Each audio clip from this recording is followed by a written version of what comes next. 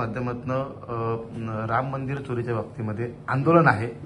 सिंधुदुर्ग जिल्ह्यामध्ये कसं काय असेल आंदोलन? नाही, सिंधुदुर्ग जिल्ह्यात हे खरं तर आंदोलन नाही तर रामरक्षा पठण हे आमचं त्या राम मंदिरात, हनुमान मंदिरात या ठिकाणी आहे.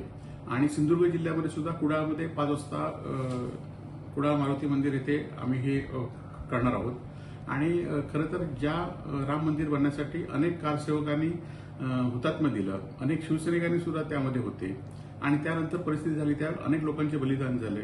आम्ही हे राम मंदिर झालं पाहिजे म्हणून 1989 पासून वेगवेगळ्या माध्यमातून पैसे गोळा करण्यात आलेले आहेत. आपल्याला माहिती असेल की विटा असतील, त्यानंतर त्या ठिकाणी असेल देणगी असेल, आणि 1989 ते 2022 पर्यंत हे पैसे कोट्यावधी रुपये, हजारो कोटी रुपये गोळा करण्यात आले आणि त्याचा हिशोब कुठे झाला नाही.